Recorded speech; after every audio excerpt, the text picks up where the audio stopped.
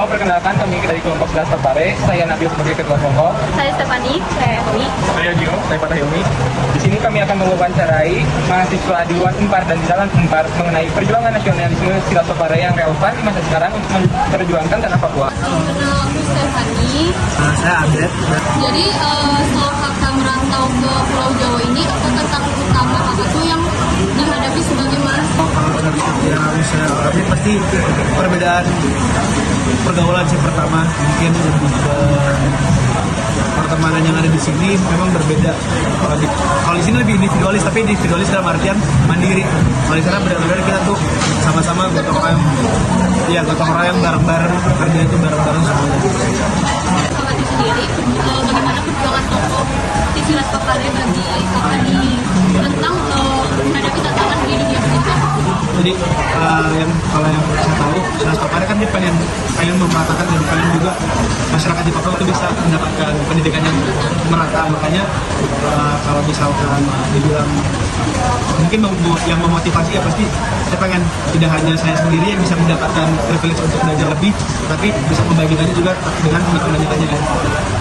Dalam situasi sulit di lingkungan kampus, kakak pernah nggak menjadikan semangat perjuangan Selas Pare sebagai motivasinya? Pastinya iya, mungkin tidak selalu dia memotivasi saya untuk kayak point out dari Selas Pare, tapi dengan perjuangan dari pejuang pendidikan yang tidak hanya ada Selas Pare juga, pasti memotivasi saya untuk lebih kedepannya, untuk lebih walaupun ya memang stuck susah, tapi mau nggak mau harus memang dipaksa untuk belajar biar tidak hanya menghasilkan tadi yang saya bilang menghasilkan untuk diri sendiri, tapi juga bisa menghasilkan untuk orang lain, terutama nanti buat teman-teman yang di Papua.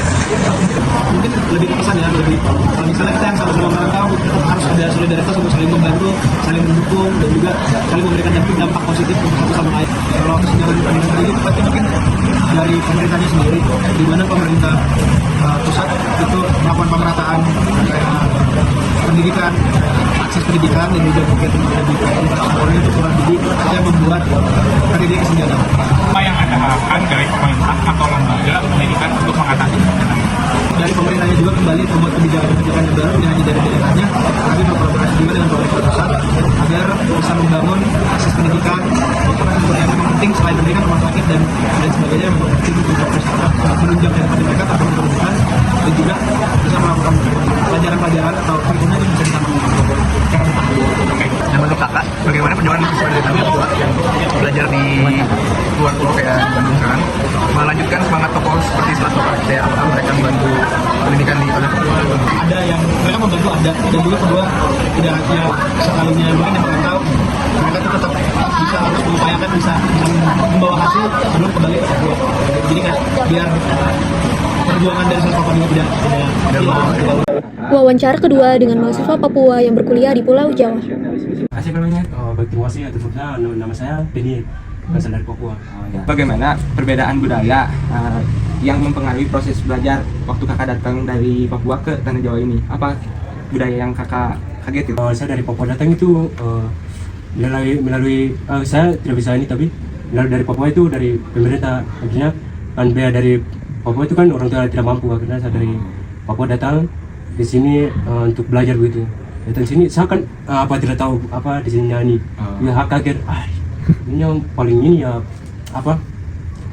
Agar mata kuliahnya agak sulit, agar ininya saya tidak bisa mengerti. Tetapi ya saya bisa belajar dan baik ya, prosesnya bisa itu.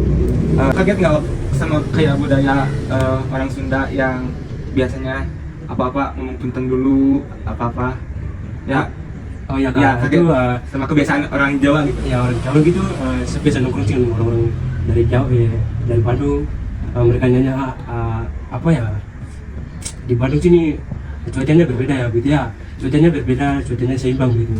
Cuacanya buruk cuacanya seimbang karena ada hujan ya dingin, terus cuacanya bagus ya agak panas. Di sana pernah merasakan perlakuan negatif nggak sih dari orang sekitar sini gitu? Kayak diskriminasi apa gitu, yang negatif gitu, kesannya buruk gitu kakak? Oh ya, negatif begitu. Kalau di sini ada yang buatan apa ya? Apa pertanyaannya kakak? Kakak pernah mendapatkan perlakuan negatif nggak? Negatif? Iya. Aku gak pernah negatif. Oh, aku nggak pernah. Ya. Gimana aja? Ya. Perbedaan pendidikan di sini sama di sana gitu?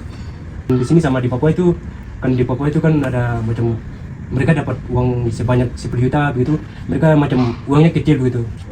Sedangkan dibayangkan di Papua itu macam mereka dapat uang 10 juta, lebih dari itu mereka macam ketemu teman atau keluarga itu mereka buang-buang.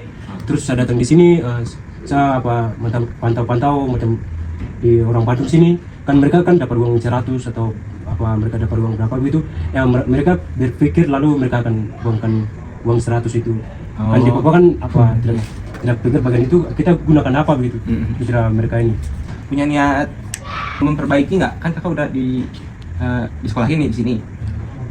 Mau berbagi untuk niat saya itu macam saya harus belajar dari sini, untuk apa yang pelajari saya bisa menyampaikan ke teman-teman di Papua gitu. Ya. Menurut kakak apa sih penyebabnya yang ngebuat faktor itu terjadi gitu? Faktor terjadi gitu. Ya, kesenjangan pendidikan itu menurut saya apa gitu? Apakah aksesnya sulit atau apa gitu? Aksesnya sulit karena saya itu macam bisa sih. Bisa jadi Karena di Papua itu ada kekurangan guru, kekurangan dokter, kekurangan pemerintah. Macam akhirnya itu dari pemerintah biaya di kuliah sini untuk anak-anak sekarang kuliah gitu. Baik, untuk latar belakang kegiatan yang kami lakukan ini, kami melihat pendidikan masih menjadi salah satu sektor yang mencerminkan ketimpangan antara wilayah Indonesia Timur dan Barat. Meskipun Papua secara administratif telah menjadi bagian dari Indonesia, kesenjangan dalam akses, mutu, dan infrastruktur pendidikan masih menjadi kenyataan pahit yang dihadapi generasi muda Papua saat ini. Banyak mahasiswa Papua yang merantau ke Pulau Jawa mengalami tantangan budaya, diskriminasi, hingga kesulitan beradaptasi dalam lingkungan akademik yang menunjukkan belum tercapainya sistem pendidikan nasional yang inklusif di pulau tersebut.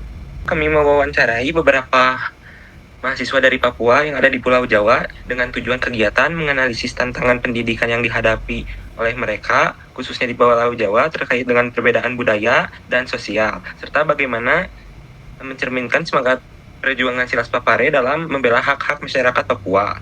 Yang kedua, menggambarkan pandangan mahasiswa Papua terhadap ketimpangan pembangunan pendidikan antara Papua dan Pulau Jawa, serta bagaimana kondisi tersebut mempengaruhi semangat mereka dalam memperjuangkan akses pendidikan yang setara. Ketiga, mengkaji bentuk-bentuk perjuangan mahasiswa dalam memperoleh hak pendidikan, bagaimana perjuangan mereka menjadi kelanjutan nilai-nilai perjuangan yang diwariskan oleh tokoh Silas Papare. Proyek kami menemukan 2 poin utama. Yang pertama, kita dahulu Silas Papare berjuang secara diplomat dan politik, maka di zaman sekarang mahasiswa Papua menggunakan pendidikan dan komunitas sebagai alat perjuangan mereka, dan hal ini menunjukkan rasa nasionalis mereka. Poin yang kedua, ketidakmerataan pembangunan pendidikan dan ekonomi justru berpotensi memperlemah semangat integrasi. Namun, mahasiswa Papua sedang berjuang menghidupkan kembali semangat integrasi dan meminta sistem yang adil dan inklusif sesuai dengan semangat wawasan Nusantara dan Silas Papare. Kesimpulan dari tantangan sosial dan kultural mahasiswa Papua yaitu mahasiswa Papua di Pulau Jawa menghadapi tantangan akademik sekaligus sosial dan kultural. Yang kedua, mereka berhadapan dengan stereotip negatif, diskriminasi rasial, dan tekanan budaya dominan. Yang ketiga, situasi ini menyulitkan ekspresi identitas mereka sebagai orang Papua. Nah, yang keempat itu, ada mahasiswa Papua menyadari kesenjangan pembangunan pendidikan antara Papua dan Jawa yang masih mencolok. Jadi, kesimpulan dari analisis ini adalah bahwa ternyata masih banyak masyarakat Pulau Papua yang membutuhkan bantuan dalam segi pendidikan, karena tidak meratanya infrastruktur dan akses dalam pendidikan di pulau tersebut. Kenapa sih pendidikan itu penting? Karena untuk mengubah pola pikir kita sebagai manusia, untuk manajemen finansial yang kita dapatkan, dan masih banyak lagi. Sebagai mahasiswa yang sadar akan pentingnya pendidikan, kita akan menjadi jembatan bagi saudara-saudara kita yang membutuhkan arahan atau bantuan dalam mengakses pendidikan. Jadi, tidak hanya dari pemerintah saja, namun kita sebagai orang pribadi juga dapat turun tangan dalam membantu secara langsung. Sekian dari analisis yang kami lakukan mengenai perjuangan Silas Papare di Pulau Papua dan apakah relevan dengan mahasiswa Pulau Papua yang berkuliah di Pulau Jawa saat ini, dan ternyata relevan. Kami dari kelompok Silas Papare mengucapkan terima kasih.